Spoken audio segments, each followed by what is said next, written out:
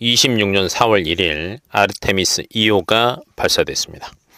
인간이 달 궤도로 돌아가는 역사적인 날이기도 하고요. 그런데 이게 단순한 우주 탐험은 아니고 달에 있는 자원 때문에 간 겁니다.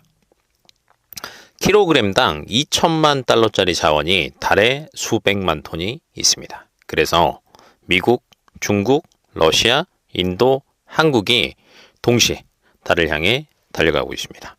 자, 오늘은요, 달 자원 전쟁의 전체 그림과 스페이스X IPO가 왜 지금 투자자한테 중요한지 정리해 드리겠습니다.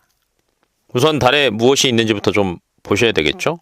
네 가지가 있습니다. 첫 번째, 헬륨3가 있어요. 이게 킬로그램당 2천만 달러짜리예요. 달 표면에만 100만에서 500만 톤이 매장돼 있는데 지구에는 거의 없습니다. 이게 왜 비싸냐? 두 가지 이유 때문입니다.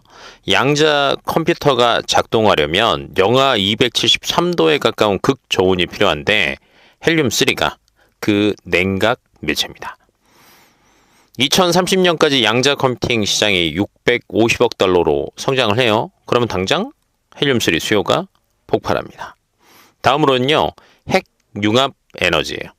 헬륨3 핵융합은 방사성 폐기물이 없습니다. 킬로그램이면 대도시 하나를 1년 동안 돌릴 수 있는 전력이 나옵니다. 두 번째로는요, 물, 얼음입니다. 달 남극 영구 음영 지역에는요, 수억 톤이 있어요. 단순한 물은 아니고요, 전기 분해하면 수소와 산소로 나눠집니다. 이게 바로 로켓 연료입니다.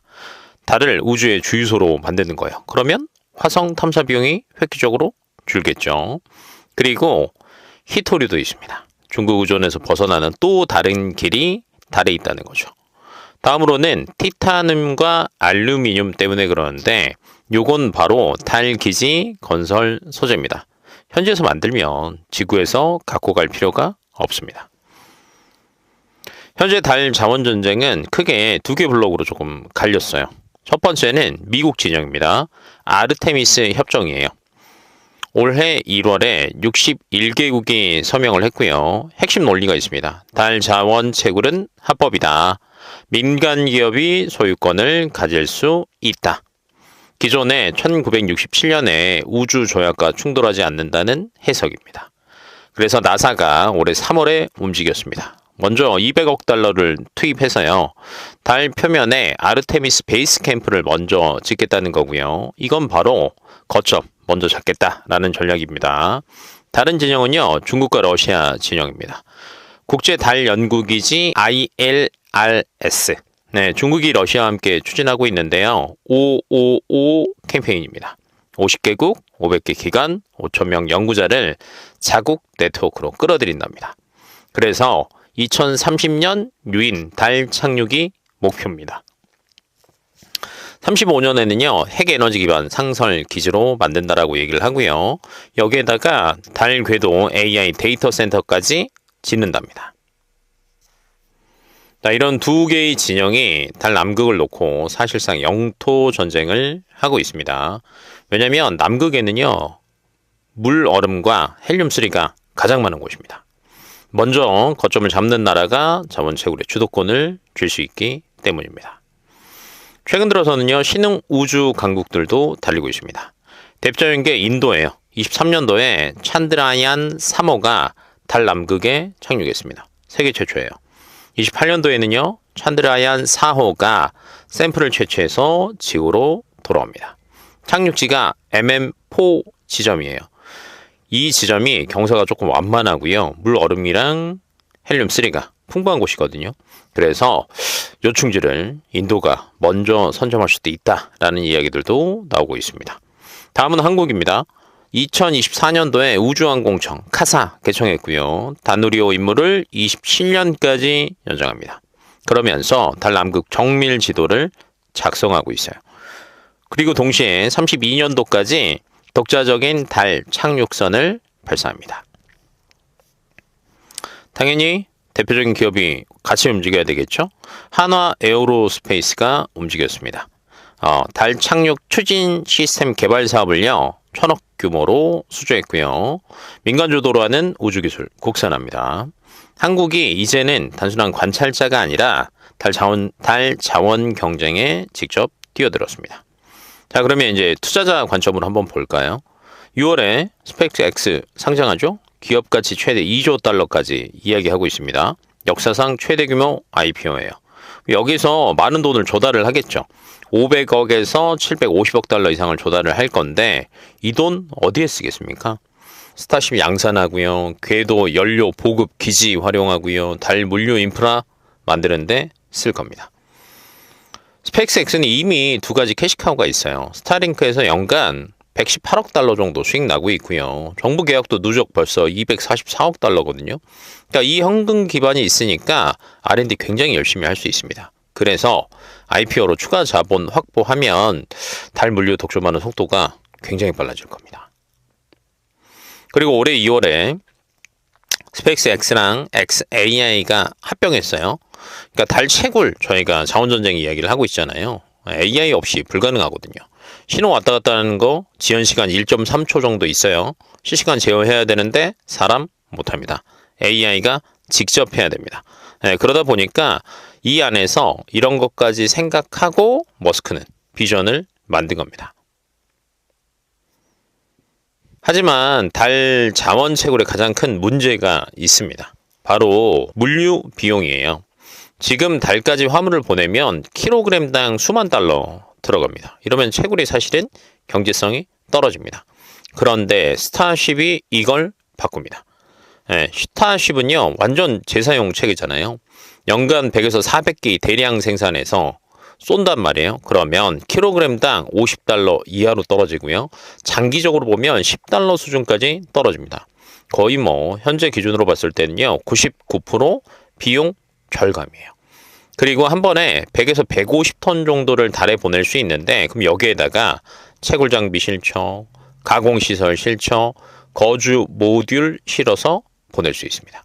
그렇게 되면 스타쉽 자체가 아마 달 기지 모듈이 되면서요. 물류 비용 떨어지겠죠? 그 다음에 자원 채굴 경제성 없었는데 생깁니다.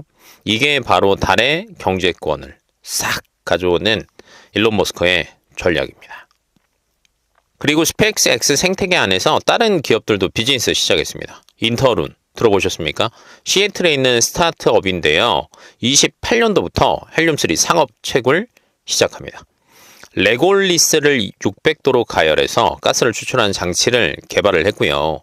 이미 5억 달러 이상 선주문 쌓여 있습니다. 그리고 나사와 달 지질공학 표준 계약 맺었습니다. 다음으로는요. 아스트로랩입니다. 다목적 달 로버 플렉스예요. 인터룬 채굴 장비를 싣고 이동을 합니다. 그리고 우주비행사 이동하는 수단도 필요하죠? 이거 쓰는 거예요. 그래서 모듈형으로 이거를 만들 수 있기 때문에 달 물류 핵심 장비로 아마 사용되지 않을까 싶습니다. 자, 이제 투자 관점으로 한번 보시죠. 우리나라는 관련주 없을까요? 당연히 있죠. 하나 에어로스페이스, 달 착륙 추진 시스템 1000억 이상 수주했다라고 얘기했죠. 카이도 있습니다. 뭐 KF-21 전투기 대장이긴 하지만요. 위성 우주 발사체 사업도 합니다. 특히 누리호 체계 종합 기업입니다. 그리고 통신 중요하겠죠? 한화 시스템. 저궤도 위성 통신에서 마스가 수주에서 우주까지 다 가지고 있습니다. 또는 스페이스X IPO 직접 투자하셔도 상관없습니다. 다음으로는 헬륨3 저희가 이야기를 했잖아요. 이거 관련 수혜주도 있어요. 국내 양자 컴퓨팅 관련주 한번 따라가 보신다라고 하면 냉각 수요 있으니까 양자 컴퓨터 잘 갈 거야. 이런 흐름으로 관련주들 움직일 수도 있습니다. 하지만 중요한 이슈가 하나 있습니다. 법적 전쟁입니다. 달 자원의 소유권이 누구에게 있느냐는 사실은 명확하지는 않아요. 1967년도에 우주 조약이라는 게 있었는데 이 내용이 뭐냐면 달은 어떤 국가도 점유할 수 없다. 이거거든요. 그런데 아르테미스 협정은 자원 채굴은 점유가 아니다라고 해석을 하고 있고요. 61개국이 동의를 했어요. 하지만 중국과 러시아는 동의하지 않았습니다. 그러니 당연히 앞으로도 문제의 소지가 있겠죠. 그리고 안전구역 논쟁도 있습니다. 아르테미스 협정 서명국들이 자국 기지 주변의 안전구역을 설정을 합니다. 자, 그럼 이건 뭐냐면 사실상 영토권에 준하는 주장이에요. 근데 여기에다가 중국이 같은 지역에 기지를 지었어요. 그럼 어떻게 돼요? 충돌이 불가피하겠죠. 달이 제2의 남중국해가 될 수도 있습니다. 그래서 법적 선례를 먼저 만드는 나라가 아마도 달 경제권의 규칙을 정할 것 같은데, 그래서 아마 미국과 중국과 러시아는 더 열심히 하지 않을까 싶습니다. 자, 오늘 내용 정리하겠습니다. 달 자원 전쟁 핵심이에요. 달 자원 굉장히 많아요. 헬륨3. 요거 어디에 쓴다고요? 양자 컴퓨팅, 핵융합. 예, 그 다음에 물, 얼음, 우주, 주유소. 히토류는 지구 공급망 확장. 예, 이렇게 달 자원 많이 있고요. 두 개 진영이 싸우고 있습니다.